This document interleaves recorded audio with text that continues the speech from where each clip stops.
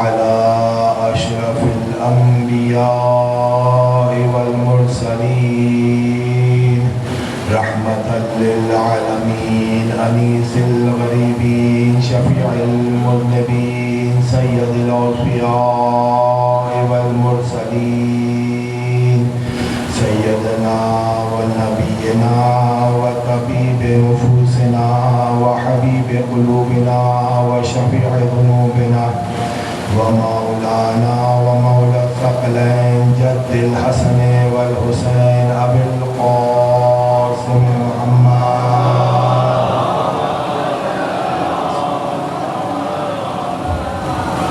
وأهل بيته الطيبين الطاهرين المعصومين الذين أذهب الله عنهم الرجس وطهرهم تطهيرا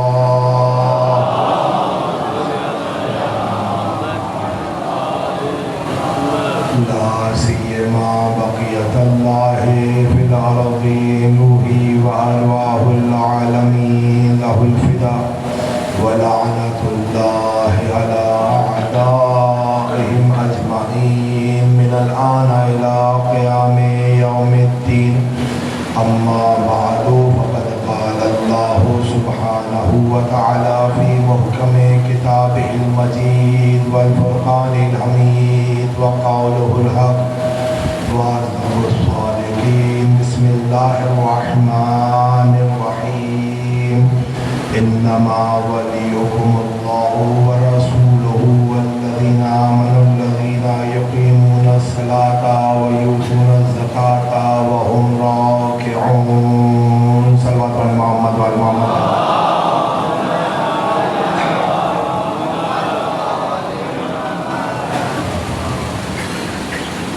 عزیزان محترم صوبانہ میں سید الشہداء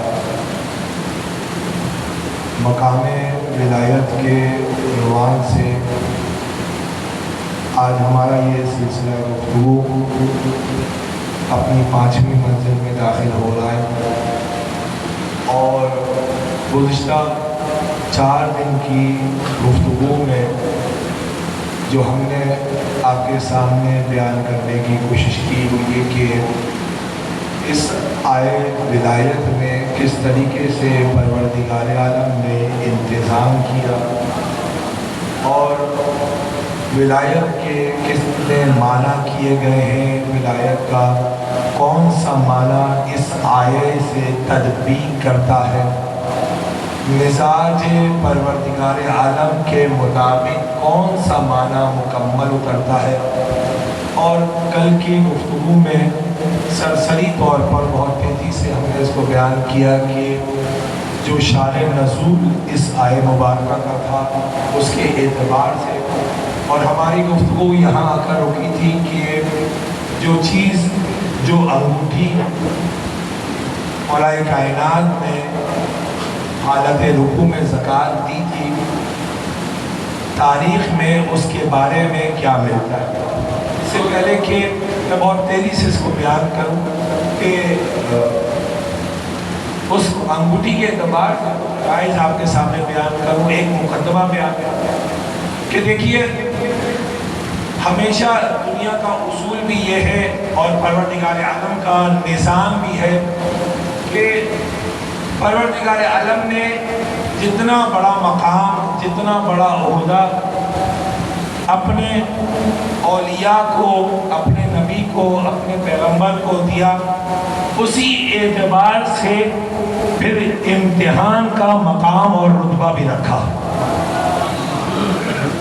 کہ سورہ بقرہ میں پروردگار عالم نے جناب ابراہیم کو جو امامت کا عہدہ دیا، آیت نمبر ہے 124، سورہ بقرہ آیت نمبر ہے 124، کہ جس میں پروردگار عالم نے بہت تیزی سے اس کو مقدمتاً بیان کر اپنے حبیب سے یہ کہا کہ حبیب یاد کرو اس وقت کو کہ جب آپ کے رب نے وَإِذِ ابْتَلَىٰ إِبْرَاهِيمَ رَبُّهُ بِكَلِمَاتٍ فَأَتَمَّهُنَّ قَالَ إِنِّي جَاعِلُكَ لِلنَّاسِ إِمَامًا۔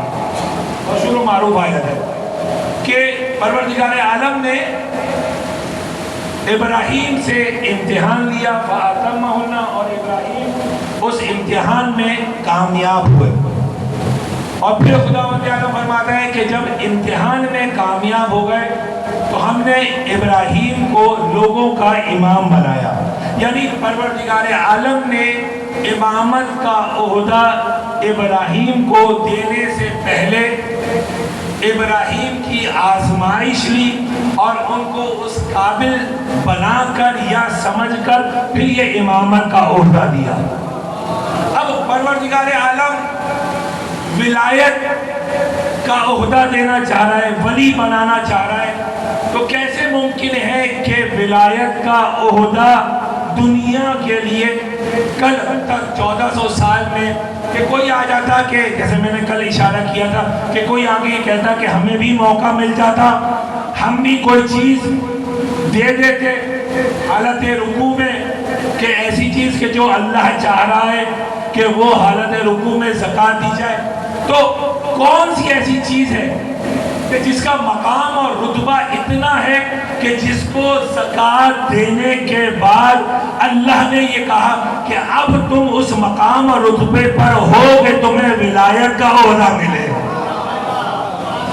بس یہ مقدمہ جو میں نے کل جس مقام پر گفتگو کو چھوڑا تھا کہ مولا کائنات نے جو انگوٹھی حالت رکوع میں دی تھی، وہ انگوٹھی کون سی؟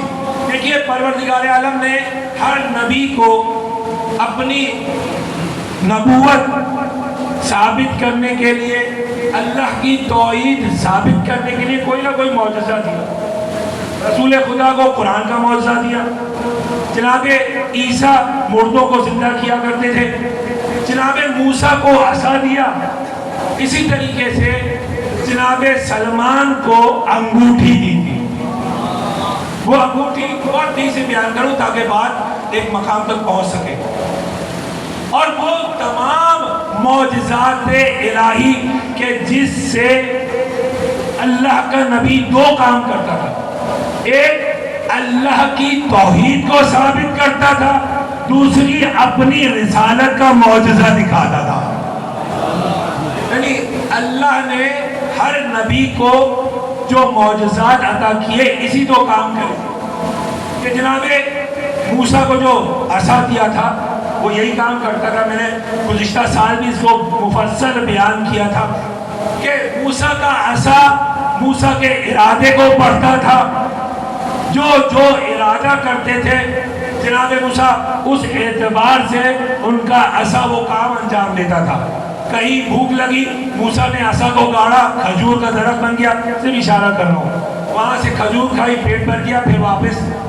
اور موسیٰ کا عصا آپ کو پتہ ہے وہ اژدہا کو نکل گیا سب. اسی طریقے سے دریائے نیل میں راستہ بنانا تھا، پروردگار عالم نے کہا کہ اپنے عصا کو مارو 12 راستے بنیں گے، وہ راستہ تمہاری ہے کہ تم عبور کر جاؤ. تو ہر معجزہ نبی کی نبوت کو بھی ثابت کر رہا ہے، اللہ کی توحید کو بھی ثابت کر رہا ہے. اسی طریقے سے پروردگار عالم نے اتنی ادنا سی چیز ظاہری طور پر ہمارے لیے بہت ادنا سی چیز ہے، ایک عصا لکڑی کیا حیثیت رکھتا ہے، لیکن اللہ نے ادنا سی چیزوں کے ذریعے سے اس درجہ کمال پر کمالات دکھائے کہ جو اس کی توحید کو بھی ثابت کرے اور ان کے مقام اور رتبے کو بھی ثابت کرے.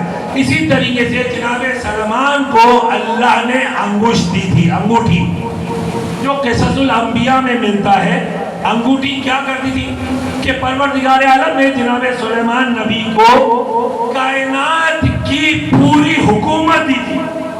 اور عجیب ہے کہ وہ حکومت سلیمان کی انگوٹھی سے چلتی تھی. تاریخ میں ملتا ہے قصص الانبیاء میں کہ جناب سلیمان کا تخت جن اٹھا کے چلتے تھے. توجہ رکھیے گا، جن اٹھا کے چلتے تھے، اور وہ تمام جن کہ جو جناب سلمان کا تخت اٹھا کے چلتے تھے اس انگوٹھی کی بدولت چلتے تھے. قصص الانبیاء میں ملتا ہے کہ جب جناب سلمان کی انگوٹھی کسی بھی آزمائش کے تحت پروردگار عالم نے آزمائش تھی سلمان کی اور وہ انگوٹھی دریا میں گر گئی تو وہ تمام جن جناب سلمان کا تخت رکھ کر چلے گئے. کہا بھائی کیوں جا رہے ہو؟ کہا کہ جناب سلمان نے کہا کہ بھائی تم مجھے چھوڑ کے جا رہے ہو, میری تو حکومت تم پر ہے. تو تمام جن یہ کہتے ہیں کہ دیکھیں نبی خدا ہمیں حکم دیا گیا تھا کہ جب تک یہ انگوٹھی آپ کے ہاتھ میں ہے ہم آپ کی اطاعت کریں گے. اب انگلی میں انگوٹھی نہیں, اب اطاعت نہیں ہوگی, اب اطاعت نہیں ہوگی. میں بتاؤں گا کہ وہ انگوٹھی تھی کیا. اب اطاعت نہیں ہوگی. جناب سلمان سرگردہ گھومتے رہے کئی سالوں تک گھومتے رہے اور اس انگوٹھی کو ڈھونڈتے رہے کہ وہ ہے کہاں. اب جیسے ہی آزمائش الہی پوری ہوئی, ایک جگہ ایک گلی سے گزر رہے تھے, دیکھا کہ ایک گھر سے صدا آئی کہ کوئی خاتون, کوئی مستور کہہ رہی ہے کہ بابا یہ آپ کون سی مچھلی لے کر آ گئے. جب میں نے اس کے پیٹ کو چاک کیا تو اس کے پیٹ میں سے انگوٹھی نکلی ہے. اب جیسے ہی دیکھیں یہ سب آزمائش الہی تھی. جیسے ہی جناب سلیمان نے یہ سنا فوراً دستک دی, کہا کہ بھائی یہ جو انگوٹھی اس پیٹ میں سے, مچھلی کے پیٹ میں سے نکلی ہے, اس انگوٹھی کا مالک میں ہوں. میری انگوٹھی دریا میں گر گئی تھی. توجہ رکھیے. کہا بھائی آپ کون ہیں؟ کہا میں سلیمان نبی ہوں. کہا کہ ہم کیسے پہچانے کہ یہ انگوٹھی آپ کی ہے؟ ایک جملہ قصص الانبیاء میں ملتا ہے کہ جناب سلمان کہتے ہیں ایک مرتبہ مجھے انگوٹھی دے کر دیکھو پھر بتاؤں گا کہ میں کون ہوں.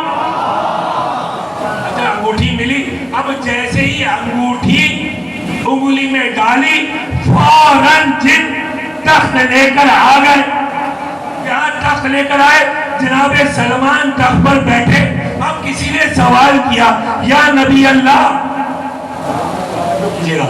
یا نبی اللہ کہ آخر اس انگوٹھی کی اہمیت کیا ہے؟ کیوں اس انگوٹھی کے بدولت اللہ نے آپ کو یہ مقام اور رتبہ دیا؟ کہ مجھے کچھ زیادہ معلوم نہیں ہے, لیکن میں اتنا جانتا ہوں کہ جو نقش اس انگوٹھی پر ہے, جب بھی میں اس نقش کا وسیلہ دیتا ہوں کائنات کی ہر شے مجھے مل جاتی ہے.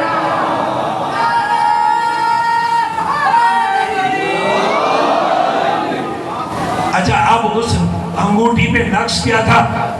متعدد روایات کے سلسلہ انبیاء میں ذکر ہوئی ہے. بس ایک چیز کہ جو مجھے اکثریت میں ملی, کسی اور کا نام نہیں تھا, نام اس کا تھا. دیکھیں میں نے کل ایک بات کی طرف اشارہ کیا تھا, شاید بعض لوگ متوجہ نہ ہو, معاف کیجیے گا, کہ اللہ نے جب یہ کہا کہ ہم ولی بنانے والے ہیں تو اللہ کی ذات سے اس کا ارادہ الگ نہیں ہے. جب سے خدا ہے اس وقت سے اس کا ارادہ ہے.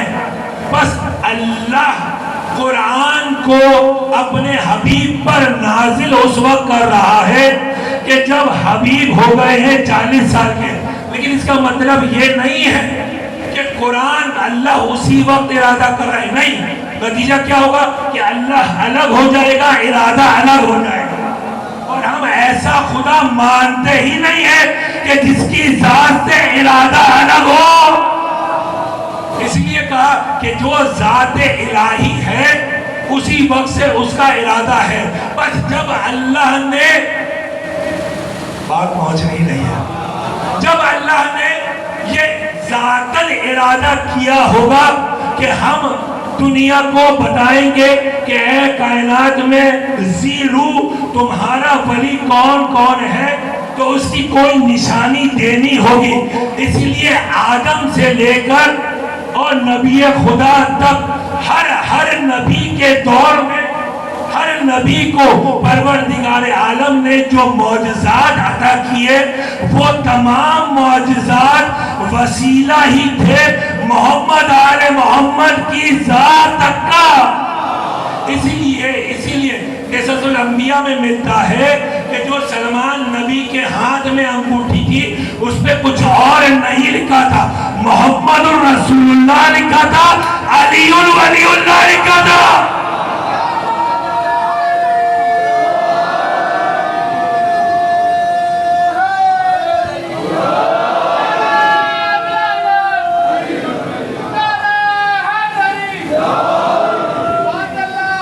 एक सलवात पढ़ ले मोहम्मद वाले मोहम्मद। आप देखें तमाम अंबिया के अंदर, क्योंकि हमारी गुफ्तगू जनाब सलमान में चल रही है इसलिए मैंने इसका जिक्र किया, वरना मूसा के आशा को पिछले साल मुकम्मल बयान कर चुका मैं। अंगूठी पर सिर्फ नाम इसमें मुबारक लिखा था। अच्छा, वो जिन भी जानते थे अंगूठी की ही वजह से, तब से बिल्कीस भी आया अंगूठी की वजह से, कायनात की हुकूमत मिली अंगूठी की ही वजह से। तवज्जो है या नहीं है? यानी सुलेमान नबी को कायनात की हुकूमत मिली अंगूठी की वजह से। वो मौजज़ाए नबी चलता हुआ आया इमाम वक्त के पास। बात पहुंच गई है ना? और इमाम वक्त के पास आने के बाद मौलाए कायनात के पास आया, वो अंगूठी थी। और जो रिवायात में मिलता है कि ये तमाम मौजज़ात जितने भी परवरदिगार आलम ने अपने अंबिया को दिए थे, ये तमाम मौजज़ात इमाम ज़माना अज्जलल्लाहु ताला फरजहु शरीफ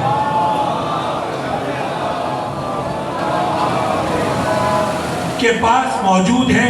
और इमाम ज़माना ये तमाम मौजज़ात दिखाकर, देखिए ये भी बड़ा एक लम्हा फिक्रिया है, अल्लाह ने हर नबी को एक एक एक एक मौजज़ा दिया, लेकिन जब इमाम ज़माना आएंगे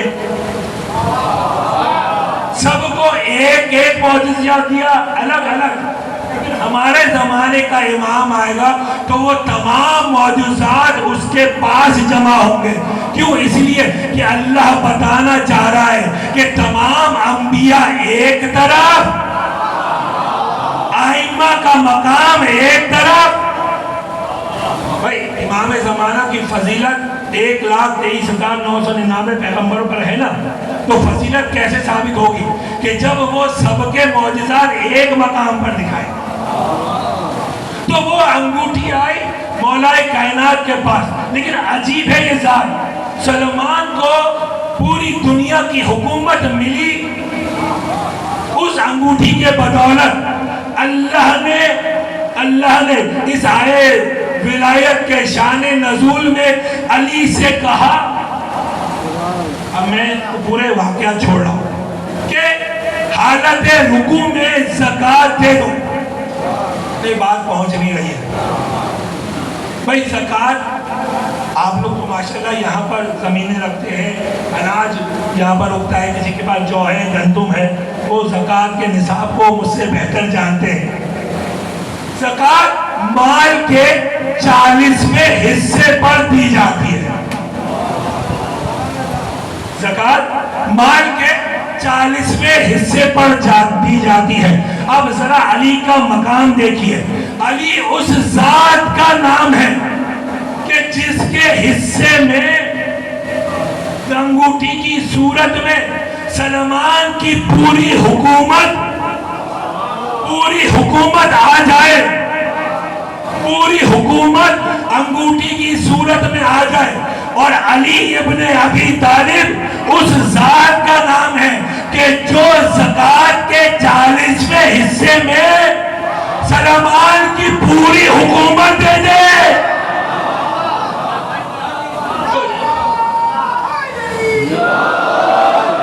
यकीन करें दुनिया ने पहचाना नहीं। जो अली ज़कात के नाम पर जो 40वां हिस्सा होता है सुलेमान नबी की पूरी हुकूमत दे दे, तो जरा सोचिए कि अली की हुकूमत कहां कहां किस किस मकाम पर और कहां कहां होगी। इसीलिए कहा कि अली की हुकूमत सिर्फ इंसानों के जिस्मों पर नहीं है, उनके नफ्सों पर भी है। परवरदिगार आलम ने जो विलायत दी है, अली ने 40वां हिस्सा ज़कात दिया। اللہ نے قیامت تک کے لیے ولایت دے دی. اسی لیے پروردگار عالم یہ کہہ رہا ہے اِنَّ أَوْلِيَاءَ اللَّهِ وَلَا خَوْفٌ عَلَيْهِمْ وَلَا هُمْ يَحْزَنُونَ. کہ اب پہلی صفت توجہ رکھیے گا کہ اللہ اپنے ولی کی پہلی صفت کو بیان کر رہا ہے کہ دیکھو اولیاء خدا وہ ہوتے ہیں اِنَّ أَوْلِيَاءَ اللَّهِ وَلَا خَوْفٌ عَلَيْهِمْ وَلَا هُمْ يَحْزَنُونَ. پہلی صفت کہ جو اللہ کی طرف سے ولی ہوتے ہیں نہ تو ان کو خوف ہوتا ہے نہ وہ حزن کرتے ہیں. حزن کا مطلب کیا ہے؟ افسوس کرنا، کاش میں یہ کام نہ کرتا. جو اولیاء خدا ہوتے ہیں وہ کبھی افسوس نہیں کرتے کیونکہ افسوس وہاں ہوتا ہے جہاں علم نہ ہو. سرکار ایسے ہی ہے نا کہ ایک شے کے بارے میں آپ کو پتہ نہیں ہے کہ یہاں کیا ملے گا، آپ آ گئے، جو آپ کی توقع تھی ایکسپیکٹیشن تھی وہ پوری نہیں ہوئی، آپ جاتے ہوئے افسوس کریں کہ یار میں نے 1 گھنٹہ اپنا ضائع کر دیا. افسوس ہو رہا ہے کہ میں کہیں اور چلا جاتا. عدم العلم کی صورت میں افسوس ہوتا ہے، حزن ہوتا ہے. اللہ یہ کہہ رہا ہے کہ جو ہمارا بنایا ہوا ولی ہو اس کو نہ خوف ہوتا ہے نہ حزن ہوتا ہے. اب مجھے نہیں معلوم کہ شب ہجرت، اب مجھے نہیں معلوم کہ کون تھا کہ جو شب ہجرت بے خوف و خطر اللہ کے رسول کے بستر پر سو گیا، اور کون تھا کہ جو رحمت کے سائے میں رہ کر بھی افسوس کر رہا تھا کہ اللہ کو کہنا پڑا. آیت ہے نا ذہن میں، اللہ کو کہنا پڑا لا تحزن ان اللہ معنا، کہ دیکھ افسوس نہ کر ہم تیرے ساتھ ہیں. اب مسئلہ یہ ہے کہ آج کی مجلس کا تبرک یہی ہے کہ اللہ نے کسی کو روکا نہیں ہے، تم جسے چاہو بناؤ، اپنا ولی جسے چاہو بناؤ. اللہ نے یہ میزان دے دیا کہ دیکھو جو ہمارا ولی ہوگا وہ بے خوف و خطر بستر مرگ پر سو جائے گا. جو تم بناؤ گے وہ رحمت کے سائے میں رہتے ہوئے بھی، کیا ممکن ہے ایسا؟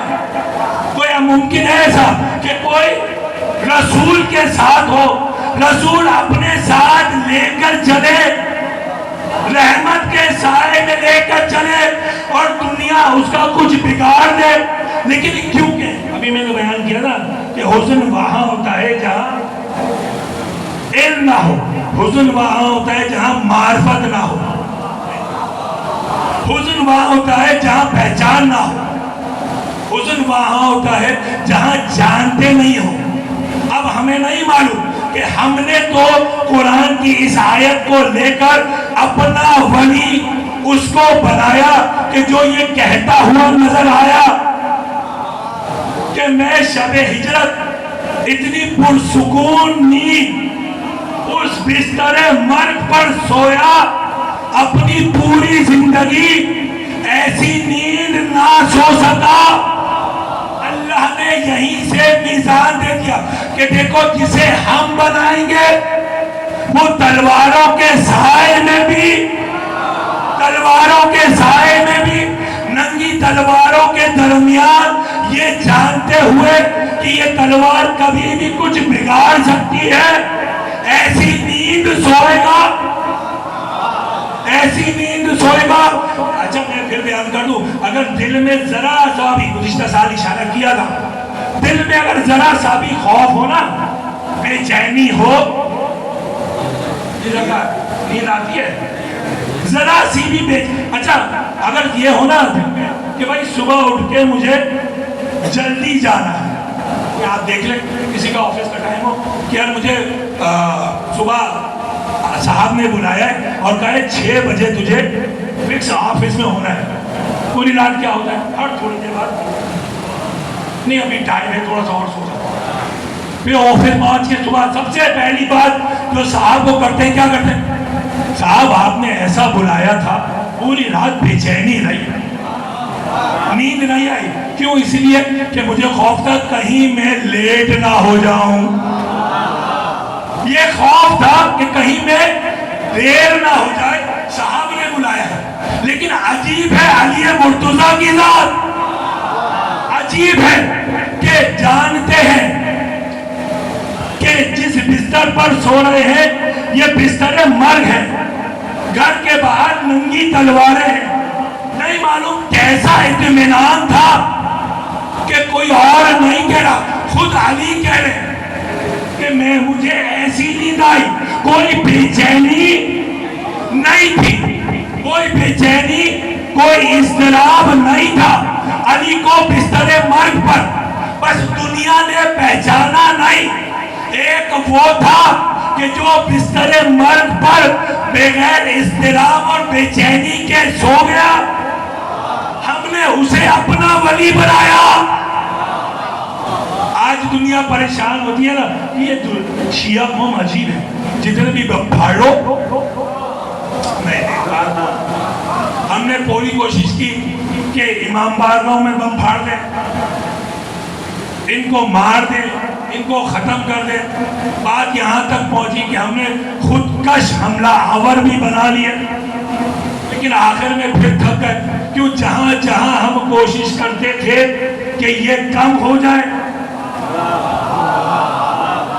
جہاں جہاں, اچھا میں یقین مانیے یہ تو یعنی دنیا میں کہیں پر بھی چلے جائیں, اگر کسی جلوس میں, کسی امام بارگاہ میں, اچھا یہ تو بہت بڑی بات ہے, کسی سبیل پر بھی اگر کوئی ابلیس صفت انسان اپنی کوئی شرارت کرے, کسی امام بارگاہ میں کوئی شرارت کرے, کسی جلوس میں کوئی بم ڈالے, تو کیا کرتے ہیں؟ اچھا یہ تجزیے آئے ہیں سوشل میڈیا پر, جا کر دیکھ لیجئے گا کہ بھائی اس سال ہم نے ان کو ختم کرنے کے لیے فلاں جلوس میں بم پھاڑا. عجیب قوم ہے یہ. ہم چاہتے تھے کم ہو جائے, ہم چاہتے تھے کم ہو جائے, یہ تو نہیں معلوم کن بلوں سے نکل آئے. یہ وہ الفاظ ہیں جو میں نے خود سوشل میڈیا پر سنے ہیں کہ بھئی یہ شیعہ نہیں معلوم کون سے بلوں میں رہتے ہیں. ہم چاہتے تھے اس جلوس کو ختم کر دیں, جلوس ختم ہو جائے, جلوس یہاں سے بند ہو جائے. ہم نے بم پھاڑا ختم کرنے کے لیے. یہ اگلے سال اس سے کئی گنا تعداد لے کر پھر وہی کھڑے ہو گئے. اصل مسئلہ یہ ہے کہ دنیا نے پہچانا نہیں, دنیا نے پہچانا نہیں. ہم نے اپنا ولی اس کو بنایا ہے جو بے خوف و خطر سو جاتا ہے. تم نے اپنا ولی اس کو بنایا کہ جو رحمت کے سائے میں رہ کر بھی ڈرتا رہتا ہے, نہیں معلوم اب کیا ہوگا.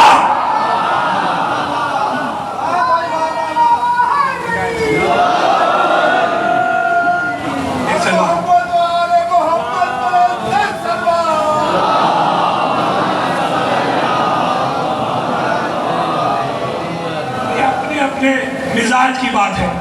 تم نے ان کو بنایا کہ جو زندگی بھر ڈرتے رہے. اسی لیے ہم روڈ پر آ کر بھی نہیں ڈرتے. تم کمروں میں بند رہ کے بھی خوف زدہ رہتے کوئی شیعہ نہ آ جائے. تو یہ اپنے اپنے مزاج کی بات ہے. سرکار یہ وہ بہت عمومی سی بات ہے. کل کوئی کہے مولانا کیا دلیل ہے, کہا بھائی اس کے لیے کوئی دلیل کی ضرورت نہیں ہے, روڈ پہ نکل جاؤ خود نظر آ جائے گا. تو سرکار یہی ہے, بس آج کی بات تمام ہو گئی کہ ولی اس کو بناؤ کہ جس کی صفت کی گواہی اللہ دے کہ میرا ولی وہ ہوتا ہے جسے کوئی خوف و خطر نہ ہو. جب ولی ایسا ہے تو اس کے گھرانے والے کیسے ہوں؟ اگر علی کی ولایت کو دیکھنا ہے نا کہ کیسے بے خوف و خطر علی نے اللہ کے اس عہدے کو درجہ کمال تک پہنچایا, تو اور کسی کو نہ دیکھے, علی کی بیٹی زینب کبریٰ کو دیکھے.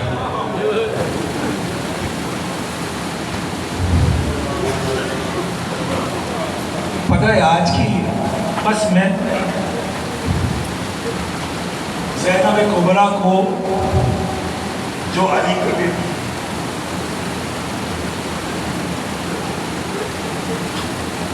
مرد ہوتا ہے مستور ہوتا ہے. نہیں معلوم علی نے اپنی بیٹی کی کیسی تربیت کی تھی کہ شام کے دربار میں لوگ پریشان ہوئے تھے. خطبہ دے رہی ہے زینب کبریٰ, لوگ سمجھ رہے ہیں علی آ گیا. آج کی مجلس میں پتہ ہے حسین کی ماں اپنے ساتھ اس کو لے کر آئی ہے کہ جس کا لقب ہے ام المصائب.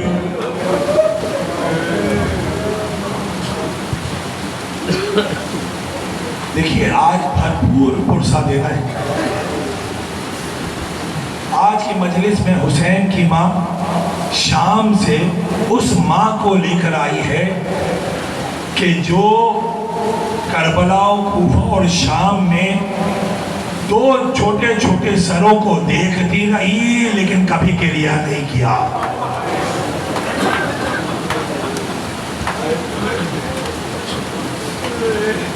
ایک ماں کے لیے دنیا میں اس سے بچوں سے بڑھ کے کوئی اور چیز ہوتی نہیں ہے. دنیا کی ہر مصیبت ایک ماں سہتی ہے صرف اپنے بچوں کے نہیں معلوم. زینب کبریٰ جب 28 رجب کو عبداللہ ابن جعفر کے پاس گئی ہے, عبداللہ میرا بھائی مدینہ چھوڑ رہا ہے.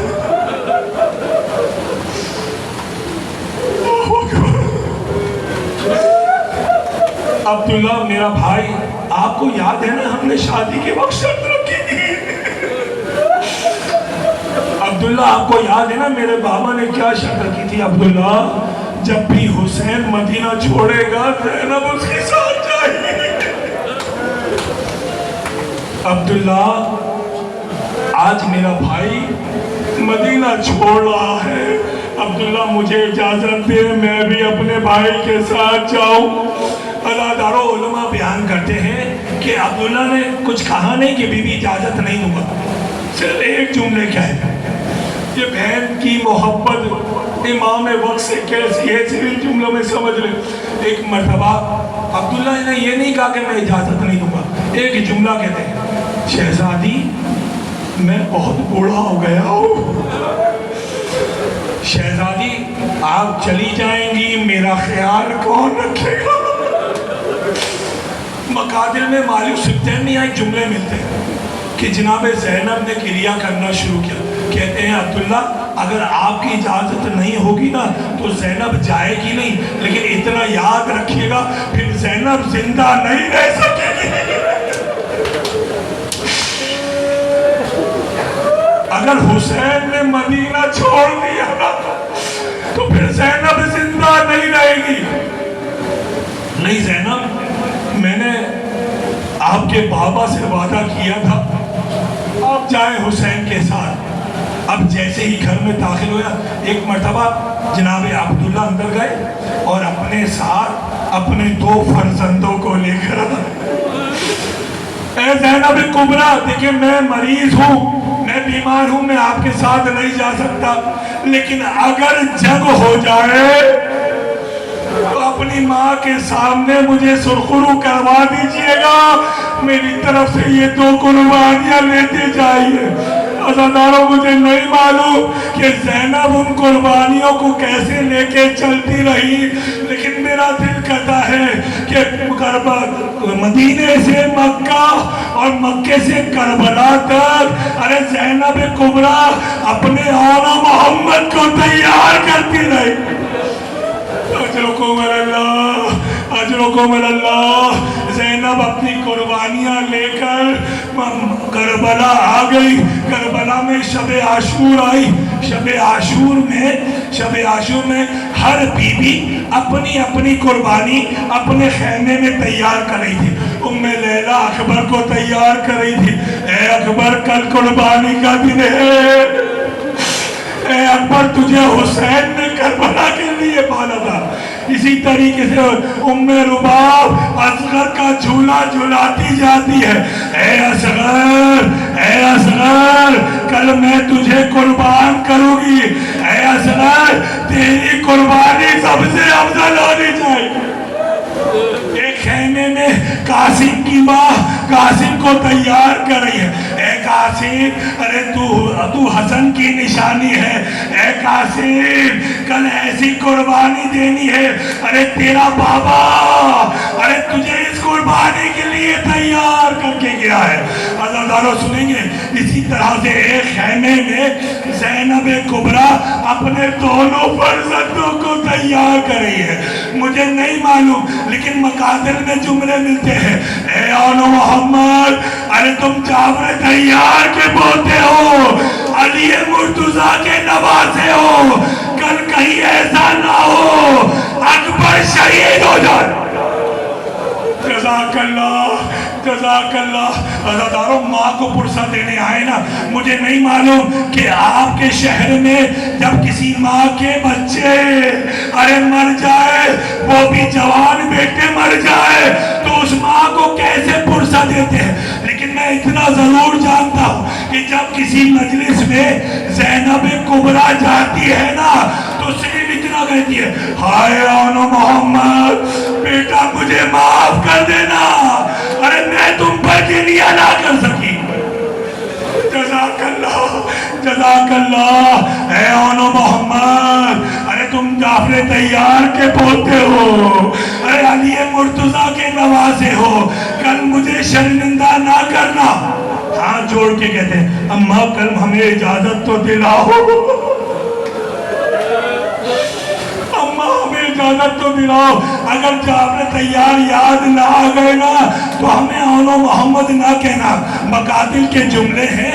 एक मर्तबा ज़ैनब कुबरा कहती हैं, ऐ औनो मोहम्मद मैं जानती हूँ माँ को पुरसा देना है, मुझे नहीं मालूम ज़ैनब कुबरा ने किस दिल से औनो मोहम्मद से ये वादा लिया होगा, लेकिन मकातिल में जुमले मिलते हैं।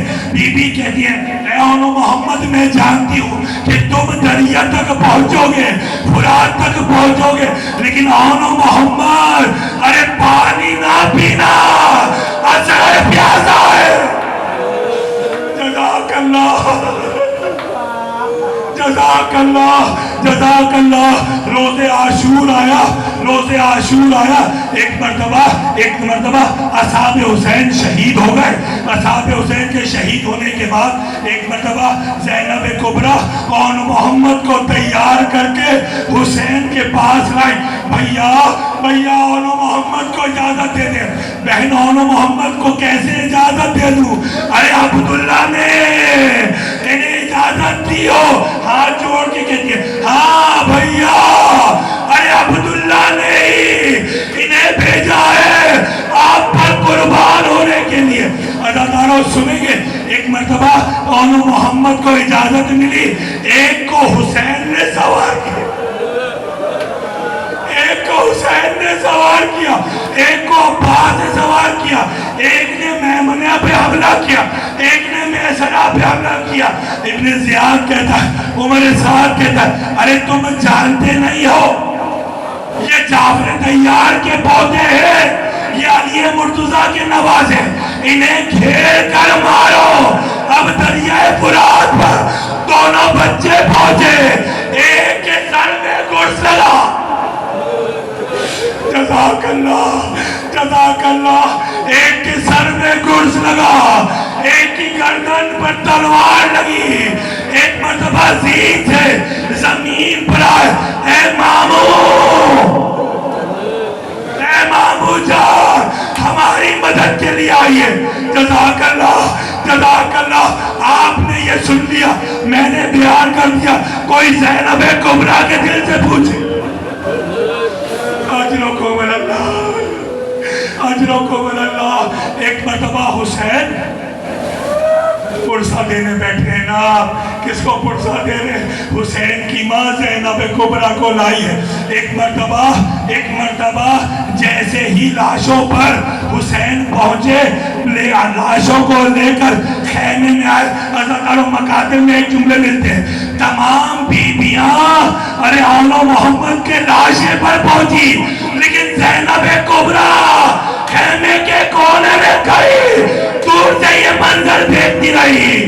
کربلا سے کوفے سے شام تک زینب کبریٰ سفر کرتی رہی، اعلیٰ محمد کو یاد نہیں کیا۔ بس آخری جملے آپ نے پرسہ دیا، مجلس تمام ہوئی۔ ایک مرتبہ مدینے میں عبداللہ آئے بی بی کے پاس، بی بی اب اپنے گھر چلے، بی بی اب اپنے گھر چلے۔ عبداللہ میں گھر کیسے جاؤں؟ عبداللہ اب اپنے گھر لے جانا چاہتے ہیں۔ ایک مرتبہ امام سجاد کو کہتے ہیں، مولا شہزادی سے کہے ذرا گھر چلے۔ ایک مرتبہ سجاد بیمار امام ایک مرتبہ زینب کبریٰ سے کہتے ہیں، اماں زینب، پھوپھی زینب، ارے اب آپ بھی اپنے گھر جائے۔ مجھے نہیں معلوم زینب کیوں نہیں جانا چاہ رہی تھی، لیکن مقاتل میں جملے ملتے ہیں۔ جیسے ہی عبداللہ کے گھر میں داخل ہوئی نا، دور سے دو مسلح نظر آئے، زینب کبریٰ دوڑتی ہوئی ان مسلحوں کو اپنے سینے سے لگایا۔ اے اعلیٰ محمد، اے اعلیٰ محمد، اے میرے بچوں، اے میری ذات، ماں کو معاف کر۔